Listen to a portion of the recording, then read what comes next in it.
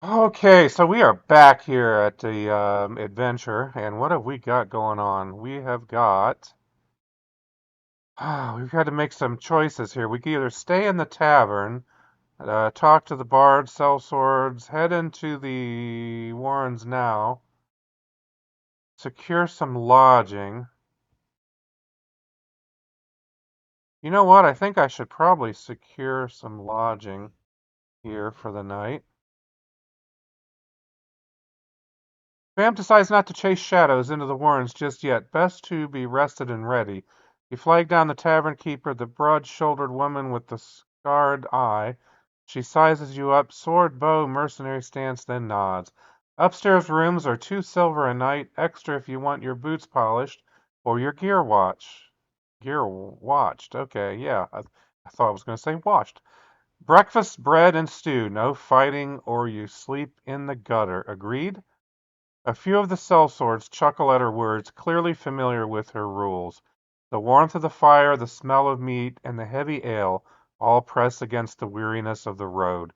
You pay her coin and soon find yourself in a small timber-walled room above the tavern.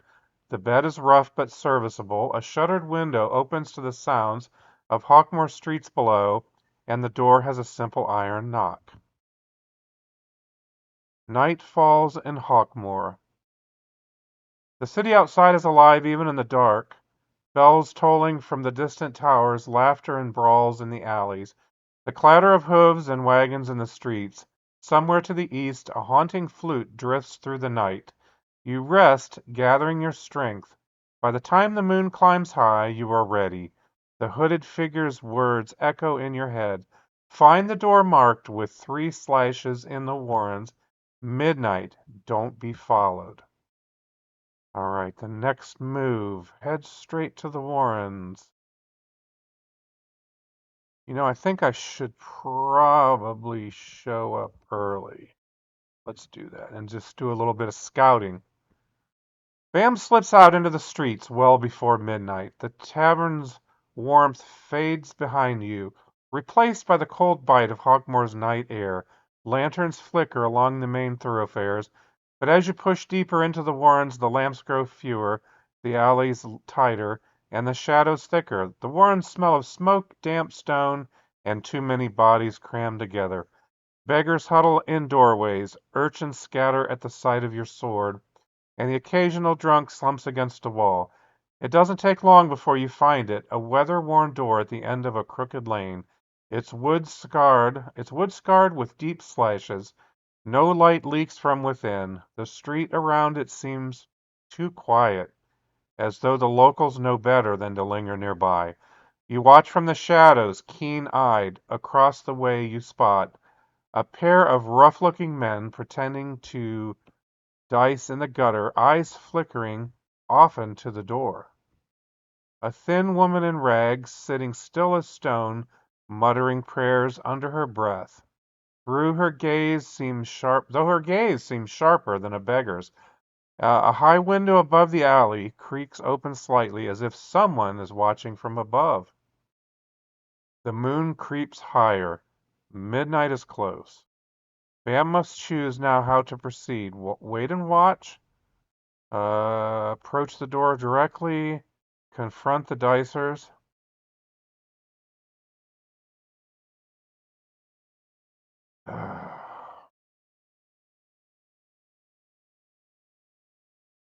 let's con let's confront the dicers. Let's see what happens here. Bam steps out of the shadows and toward the 2 men dicing in the gutter. They glance up, their game forgotten as your shadow falls across them. Both are wiry, scarred types, dressed like street toughs, but sitting a little too clean for the Warrens. No stink of ale, no filth on their boots. One mutters, "Evenin', stranger. You're steppin' on our luck." The other fingers the hilt of a dagger tucked beneath his cloak. His eyes never leave your black iron sword. They clearly aren't drunk gamblers, they're watchmen on the door. "Best walk on, Merc," the dagger man says. "Some alleys ain't meant for you, unless," he smirks, "you got an invitation."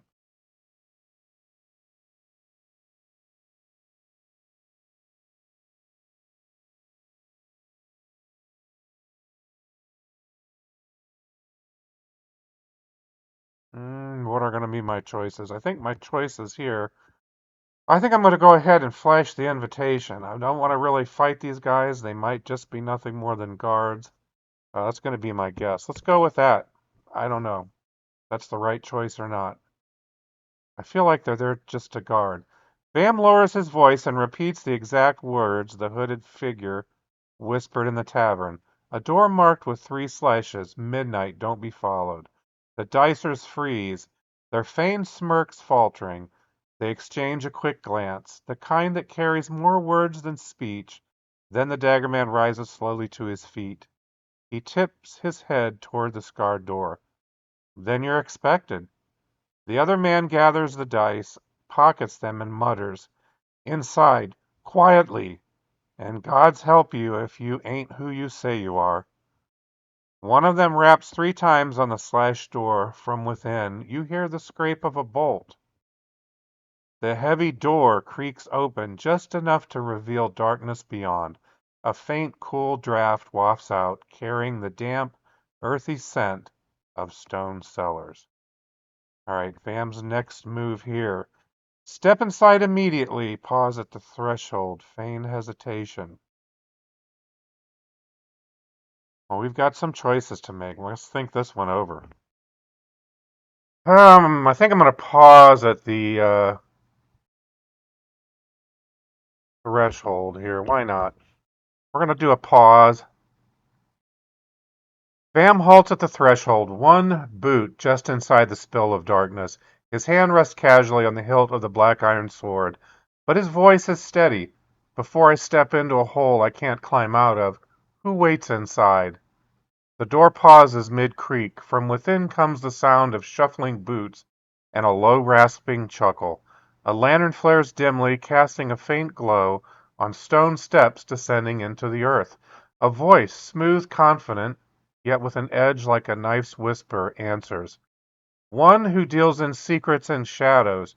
One who pays well for those with steel in their hands and no fear in their hearts. Come in, mercenary, or walk away. The streets of Hawkmoor are dangerous enough without making enemies at its doors. The door guard shifts slightly behind you, arms folded, waiting to see if you have the nerve. The lantern's glow illuminates only the first few steps downward.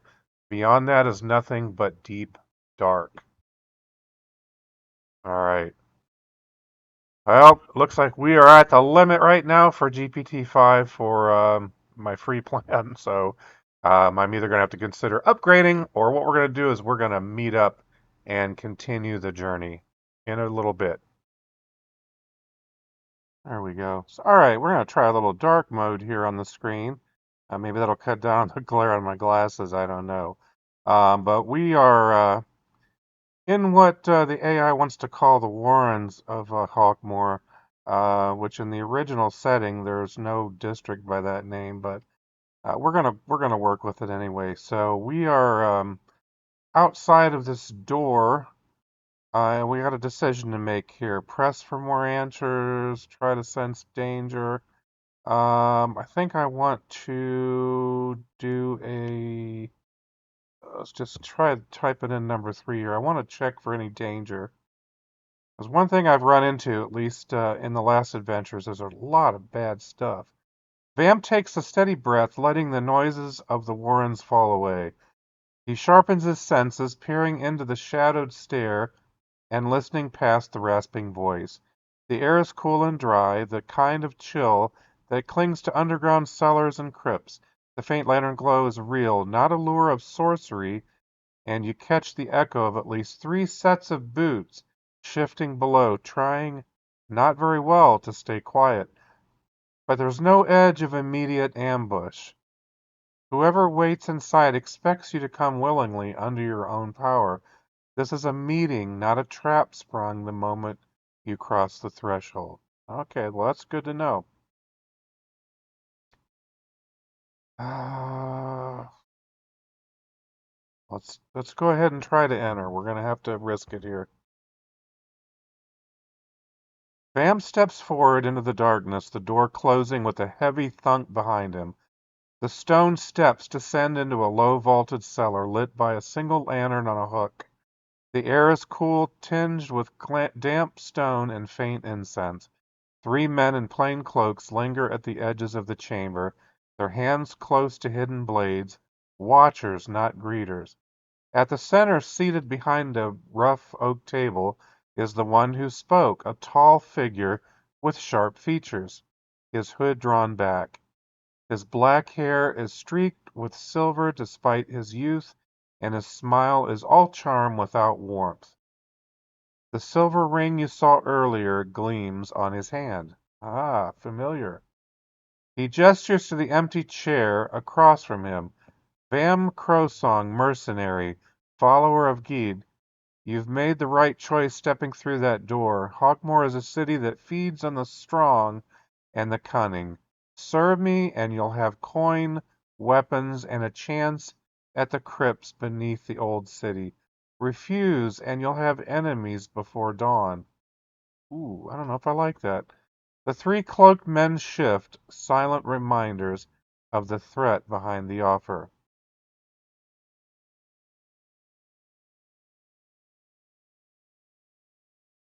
All right, let's hear him out. I don't know that I like that attitude, but let's hear him out and see where this is going. Vam lowers himself into the rough oak chair, the wood creaking under his weight. He keeps one hand close to the black iron sword, but for now he listens. The silver-ringed man leans forward, his eyes sharp, his voice quiet but steady, the kind of tone that pulls you in despite yourself. Hawkmoor thrives on trade, and the guilds rule it like kings, but below their polished halls and temple steps lies the old city. Tunnels, vaults, crypts from an age when darker powers walked these stones. Gold, relics, forbidden tomes, all waiting for the right hands to claim them. He pauses, studying your reaction. My associates and I sponsor those who dare the depths. In exchange for a share of what's found, we provide guidance, protection from the watch, and discretion. A mercenary like you, strong, clever, unafraid, could make a fortune with us. Refuse, and others will take your place, and your name will be forgotten by dawn. He steeples his fingers. So tell me, Vam Crowsong, will you take my coin and with it a key to the crypts beneath old Hawkmoor? The three cloaked men in the shadows remain silent, but their presence presses like weights in the air.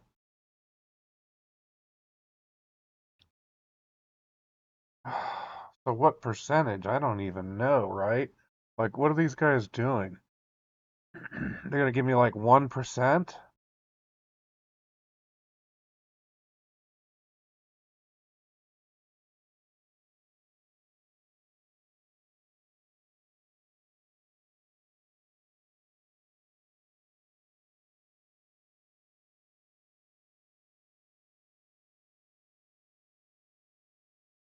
Not sure if I should negotiate this. Let's try. Let's try. Let's see if I can negotiate something better.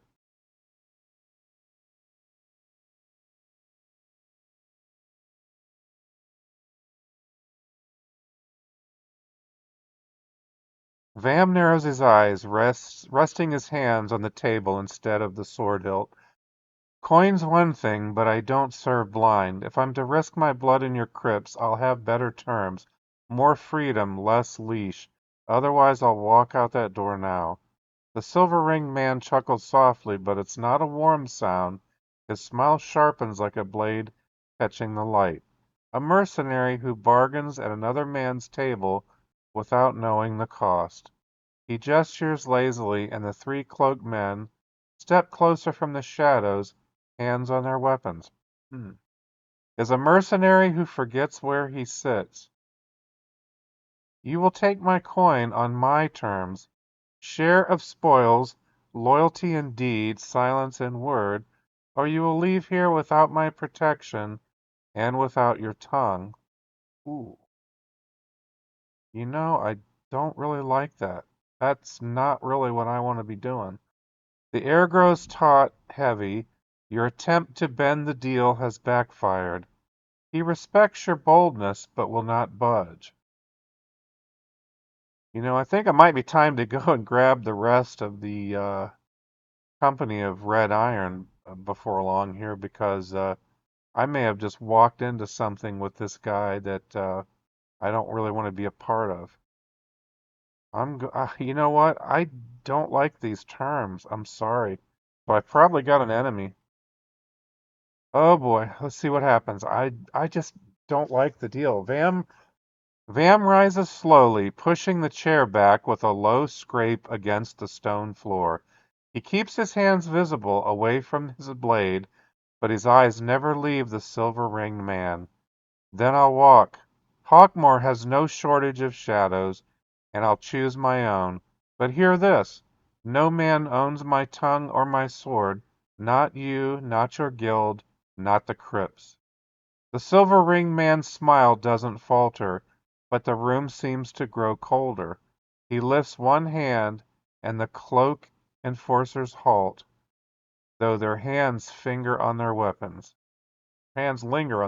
sorry.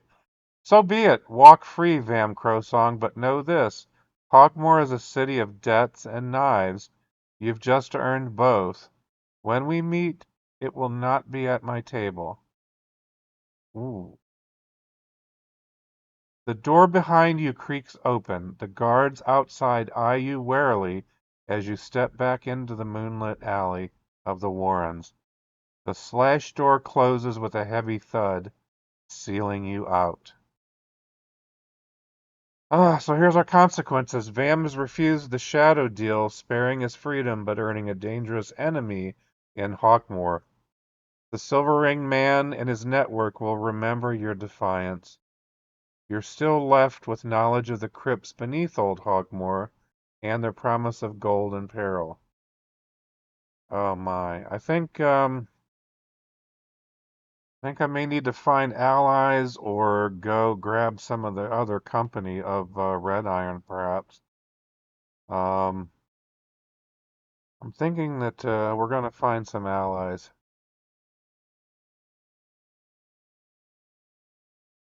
I hope I'm making good decisions here. I have no idea.